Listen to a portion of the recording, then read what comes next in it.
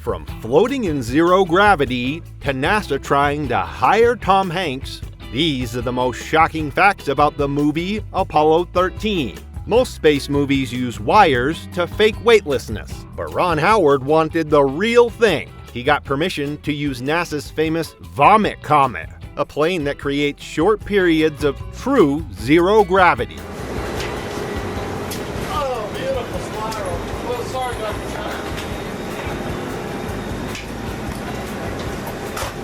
Each zero gravity moment lasted around 23 seconds. That meant the cast and crew had to film tiny pieces of scenes again and again. And they didn't do this a few times, they did it over 600 times. Tom Hanks, Kevin Bacon, and Bill Paxton threw up so often that buckets were basically part of the set. When you see them floating in the movie, that's not acting. Their faces, their movements, their sickness, it was all real. Yeah, don't worry, guys. I'm on top of it. The movie didn't build the comfortable version of the spacecraft. They made it exactly like the real Apollo lunar module, tiny and suffocating. There was barely room to move. The lights made the air even hotter. And since the actors were packed shoulder to shoulder, they could hardly breathe. Bill Paxton sometimes begged for breaks because he felt trapped. Tom Hanks and Kevin Bacon also struggled, especially during long scenes. But the director refused to make anything bigger. He wanted the actors to feel the same stress the real astronauts felt. Some of the frustrated lines, angry expressions, and tense moments you see on screen weren't written in the script. They were real reactions to being stuck in a metal box.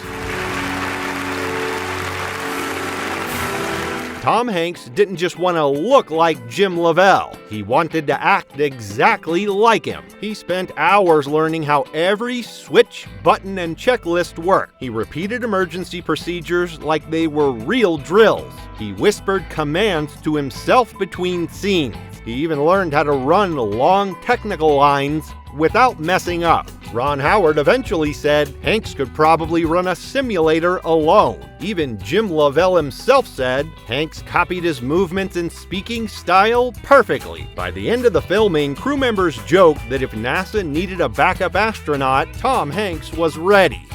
Hank actually could probably fly the space shuttle at this point if he wanted to, because he really was a space freak and knew a lot about it. You'd think a big movie like Apollo 13 would have its script finished early, but not this one. New lines were handed out every day. Sometimes actors got new dialogue only a few hours or minutes before filming. This made things stressful, especially because many lines were full of technical terms that were hard to memorize. Tom Hanks wasn't bothered by this. He called it organized chaos. Kevin Bacon, on the other hand, admitted it made him anxious. He had to learn complicated phrases at top speed. It goes into trying to figure out how to throw astronaut terminology around. That's not the way my brain sort of works. But this constant rewriting helped the movie feel fast, tense, and alive, just like the real mission.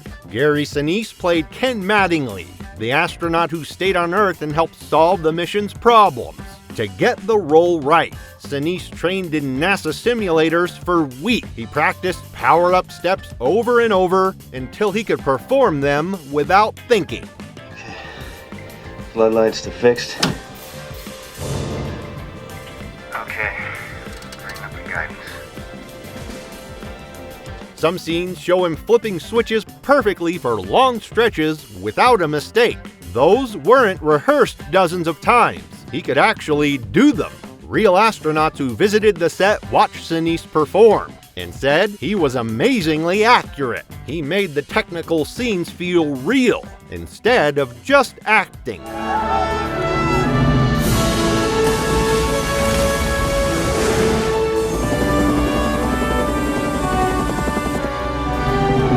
To film the ocean landing, the team didn't use a tank or a studio set. They went into the real Pacific Ocean with real Navy helicopters and ships. The capsule set floated on waves, rocking hard from side to side. At one point, it almost flipped over. And when the actors tried to get out, the hatch jammed, trapping them inside. Tom Hanks later admitted he was genuinely scared during the shoot. He said he feared drowning more in that moment than in any other movie scene he had ever filmed. That fear you see on screen? Completely real. The beeps, static, and radio cracks you hear in the movie aren't random noises. The sound team used real recordings from actual Apollo missions.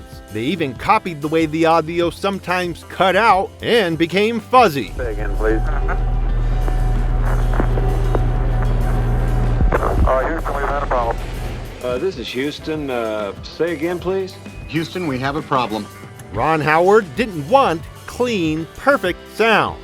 He wanted the audience to feel the same nervous moments that NASA and the astronauts felt. When the sound goes quiet or fuzzy, that's meant to remind you how risky the communication really was. This is why the movie feels so intense. From this moment on, we are improvising a new mission.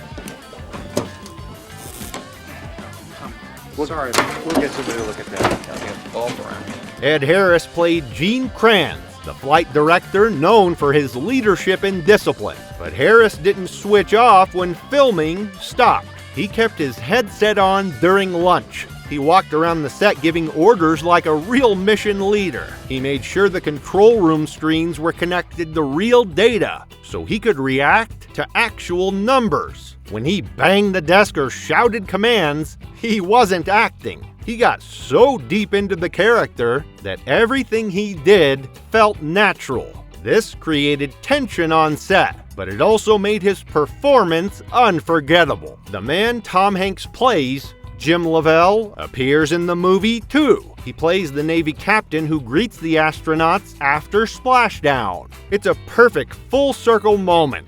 The real commander welcomes his movie double home. And as for me, the 7 extraordinary days of Apollo 13 were my last in space. I watched other men. Lovell joked that the filming made him seasick, even though the real recovery never bothered him. He said the movie version felt, strangely, more stressful. When Ron Howard first approached NASA, they were worried. They thought a movie about Apollo 13 would make them look bad because the mission didn't land on the moon. But Howard explained that the movie wasn't about failure. It was about teamwork, intelligence, and courage. Eventually, NASA agreed to help, and once they did, they gave the filmmakers access to real simulators, rooms, and equipment. Ironically, the movie ended up improving NASA's reputation. It inspired interest in space again, and brought huge crowds to NASA visitor centers. The simple line, "Houston, we have a problem," almost got removed. Writers thought it sounded too short and dramatic. They considered using the longer, more technical, real-life version. But test audiences reacted strongly when they heard the shorter line, and the filmmakers kept it. Today, it's one of the most famous movie lines ever uttered. Okay, Houston, we've had a problem here. Say again, please. It became bigger than the film itself, and even bigger than the real quote. Subscribe if you crave even wilder, jaw-dropping facts about the most extreme movies.